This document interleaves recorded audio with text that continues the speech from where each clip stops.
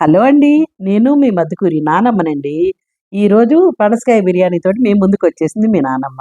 తక్కువ మసాలా, ఎక్కువ రుచి. అద్భుతమైన రుచితోటి నానమ్మ పనసకాయ బిర్యానీ చేసి మీ ముందుకి తీసుకొచ్చేసింది. మరి ఇంకెందుకు ఆలస్యం, మీరు కూడా చూసి నేర్చేసుకోండి. నేర్చుకుని, చేసుకున్న తర్వాత మీ అమూల్యమైన వాక్యాన్ని కామెంట్ రూపంలో తెలియజేయండి. కొత్తవారు ఎవరైనా చూస్తే సబ్స్క్రైబ్ చేయండి. పాతవారు చూస్తే గనక లైక్ కొట్టండి. మీ లైక్‌లే నానమ్మకి ఎంతో బూస్టింగ్‌నిస్తాయి, ఎనర్జీనిస్తాయి. ప్రాసెస్‌లోకెళ్తే 2 బేబీ పనసకాయలు తీసుకున్నాను నేను. చాలా చిన్నవండి. 1 లీటర్ చెంబంతున్నాయి కరెక్ట్‌గాను.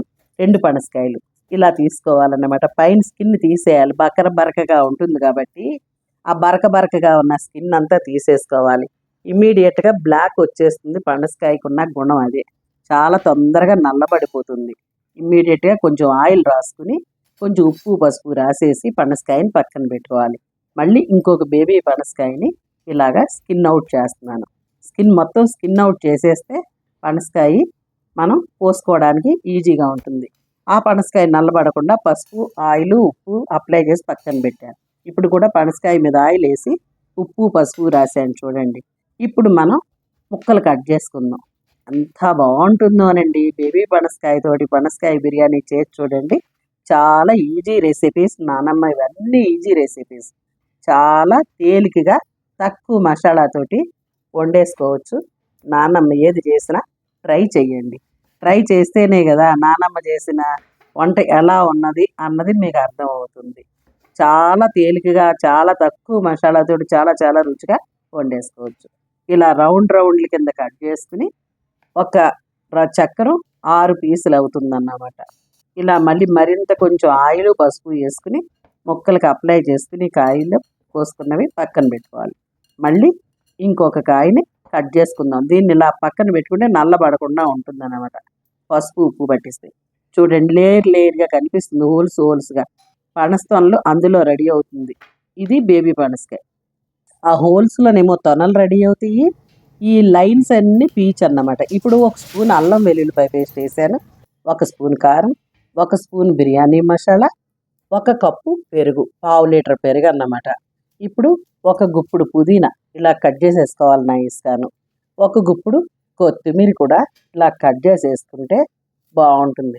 మీరు ఇలా కట్ చేసి చూడండి, చాలా చాలా బాగుంటుంది. మనం చాకుతో కట్ చేసుకునే కంటే సిజర్ తోటి మనకి ఏ సైజు కావాలితే ఆ సైజు కట్ చేసుకోవచ్చు. రుచికి సరిపడగా ఉప్పు. ఇప్పుడు కొంచెం ఒక చెక్క నిమ్మరసం పిండుకోవాలి. 1 చెక్క సరిపోతుంది. 1 చెక్క నిమ్మరసం పిండుకున్న తర్వాత ఇప్పుడు నేను కొంచెం ఆయిల్ వేసుకుంటున్నాను.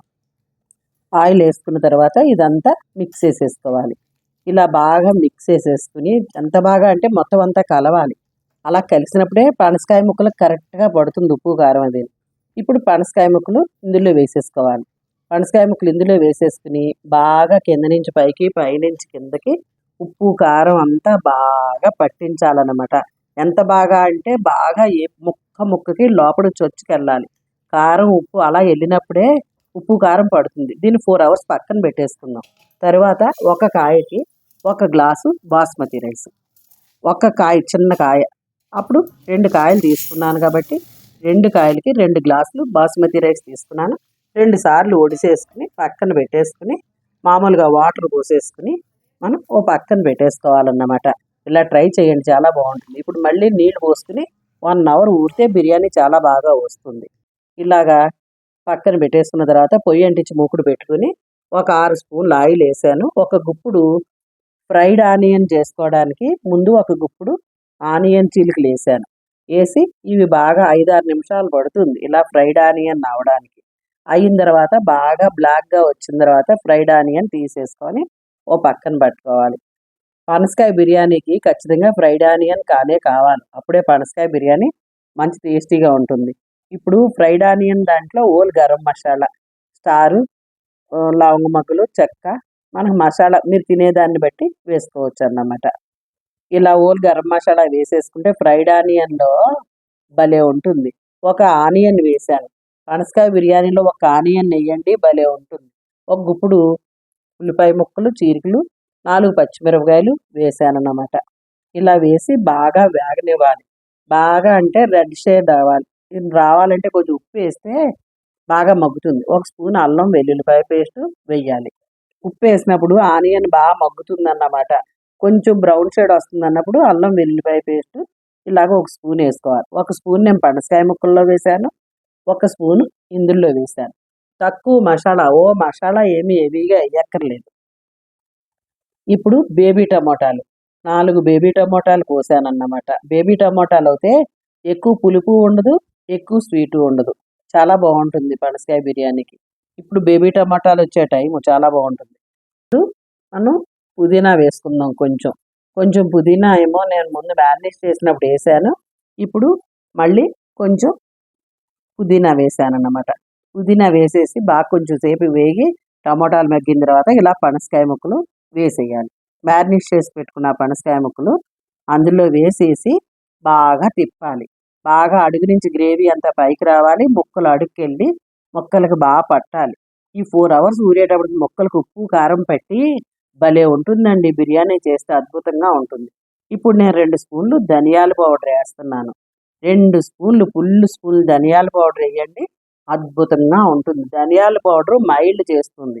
మనం ఓన్లీ గరం మసాలా వేసినప్పుడు దానికి కాంబినేషన్‌గా 2 స్పూన్లు ధనియాల పౌడర్ ఎప్పుడైతే వేసామో బిర్యానీ మైల్డ్ అవుతుంది. టేస్ట్ అద్భుతంగా ఉంటుంది. ఇలా మూత పెట్టేసి ఒక 5, 6 నిమిషాల పాటు వదిలేస్తా. వదిలేసిన తర్వాత ఇలా చూడండి వాటర్ ఎంత బాగా వచ్చిందో.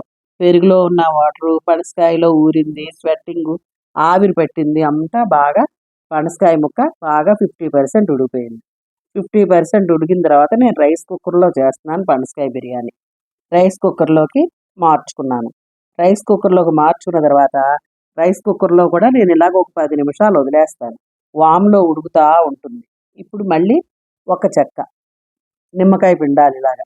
ఇలా పిండి చూడండి చాలా అంటే చాలా బాగుంటుంది. నాన్నమ్మ చేసే ఏ వంట అయినా కూడా అద్భుతంగా ఉంటుంది. మీరు ట్రై చేయండి యాజ్ ఇట్ ఈజ్. ఎక్కడ స్కిప్ చేయకుండా చూడండి. ఇప్పుడు నేను ఒక గ్లాసు బియ్యానికి గ్లాసుంపావు చొప్పున 2.5 గ్లాసులు వాటర్ పోసానన్నమాట. ఒక గ్లాస్‌కి గ్లాసుంపావు పోస్తే బిర్యానీ పర్ఫెక్ట్‌గా వస్తుంది. అద్భుతంగా ఉంటుంది. ఇప్పుడు ఉప్పు చూసుకుందాం. ఉప్పు సరిపోయిందా లేదా అన్నది. ఉప్పు సరిపోయింది. నేనిప్పుడు 1 అవర్ నానబెట్టుకొని ఉంచుకున్న బియ్యం ఇలా చేత్తో వాడేసుకొని, తీసుకొని వేసేసుకోవాలి. చేత్తోలో మొత్తం అంతా నీళ్లు వాడేదాకా ఉంచుకొని, మొత్తం బియ్యం 2 గ్లాసుల బియ్యం నేను రైస్ కుక్కర్‌లో వేసేసుకుంటున్నాను.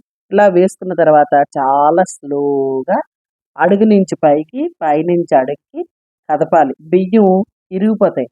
మన ఇష్టానికి కదిపేయకుండా అడుక్కి గరిటె పెట్టి పైకి లేపాలన్నమాట. అలా లేపేసి చక్కగా లేయర్ సర్దేయాలి. లేయర్ అలా సర్దుకున్న తర్వాత కొంచెం పుదీనా, కొంచెం కొత్తిమీర వేసేసి తరువాత ఫ్రైడ్ ఆనియన్‌ను ఇలా జల్లుకోవాలి. ఫ్రైడ్ ఆనియన్ ఇలా జల్లుకున్న తర్వాత మూత పెట్టేయాలి. మూత పెట్టిన తర్వాత రైసు కుక్ అయిపోయాక మనకి టిక్కుమని శబ్దం వచ్చి రైస్ కుక్కర్ ఆగిపోతుంది. ఇలాగ ఆగిపోయిన తర్వాత ఒక్క 10 నిమిషాలు గ్యాప్ ఇచ్చి మనం ఇలా తీస్తే ఇలా కొంచెం ముక్కు ఉడికిందో లేదో చూసుకోవడానికి మనకు తెలుస్తుంది. నేను నైఫ్‌తో చూసాను ఇలాగా. కొంచెం గట్టిగా ఉండాలి పనస ముక్క మెత్తబడిపోకూడదు. మాంసం ముక్క తిన్నట్టు ఉండాలి. అప్పుడు అడుగు నుంచి పైకి చూడండి ఎంత బాగున్నాయో బియ్యం. ఏ గింజకి ఆ గింజ చక్కగా విడిపోయి మేకుల్లా సూదులున్నట్టున్నాయి చూడండి. ఇలా కదుపుకొని మరొక్కసారి మొత్తం అడుగు నుంచి పైకి, పైనుంచి అడుక్కి కదుపుకొని సరిచేసేసుకున్న తర్వాత స్వచ్ఛమైన ఆవు నెయ్యి నేను ఒక 5, 6 స్పూన్లు వేసుకుంటున్నాను. మనం ఎంత ఆవు నెయ్యి వేసుకుంటే అంత బాగుంటుంది. ఇంకా కదపకూడదు. అది లోపలికి అదే చొచ్చుకుని వెళ్ళిపోతుందన్నమాట. అంత బాగుంటుంది. మరిన్ని మనం ఫ్రైడ్ ఆనియన్ వేసేసుకుని మరి కొంచెం కొత్తిమీర, పుదీనా జల్లేసుకుని మూత పెట్టేసుకుని వాములో 10-15 నిమిషాల వరకు వదిలేద్దాం. ఇలా వామ్‌లో వదిలేస్తే మగ్గుతుంది. ఎంత బాగా మగ్గుతుందో. వామ్ అయిపోయింది. చూడండి అబ్బాయి ఎంత బాగా మగ్గిందో కదా! తినేయాలనిపిస్తోంది కదా! అంత బావుంది. నేను ప 4థ్ ఫ్లోర్‌లో చేస్తే గ్రౌండ్ ఫ్లోర్‌లో లిఫ్ట్ దాకా వెళుతుందండి స్మెల్లు. కదుపుతుంటే నాకే తినేయాలనిపించేంత టెంప్టేషన్ అండి. అంత అద్భుతంగా కుదిరింది పనసకాయ బిర్యానీ. తప్పనిసరిగా ఎక్కడైనా దొరికితే గనక చిన్న పనసకాయ తెచ్చి కొత్తగా వంట రానిటువంటి వారైనా సరే, కొత్తగా పెళ్ళైనటువంటి వారైనా సరే, బ్యాచిలర్స్ అయినా సరే ట్రై చేయండి. అద్భుతంగా ఉంటుంది. మీ అందరికీ చూపించడం కోసం సర్వింగ్ బౌల్లోకి ఇలా తీసి చూపెడుతోంది మీ నానమ్మ. ట్రై చేయండి, చాలా ఈజీ రెసిపీస్ నానమ్మయన్నీ. తక్కువ మసాలా, ఎక్కువ రుచి, చాలా తక్కువ టైంలో ఈజీగా వంట చేసేసుకోవచ్చు. మరి ఎందుకు ఆలస్యం, మీరు కూడా రెడీ చేసేసుకుంటారా? కొత్త వారికి ఎవరికైనా నా వీడియో వస్తే కనుక సబ్స్క్రైబ్ చేయండి, మీ ఫ్రెండ్స్కి షేర్ చేయండి, మీరు లైక్ చేయండి, పాతవారు కూడా లైక్ చేయండి, ట్రై చేయండి. మీ లైక్లే నానమ్మకి చాలా ఎనర్జీని ఇస్తాయి, మరిన్ని వీడియోలు పెట్టడానికి నాకు వీలవుతుంది.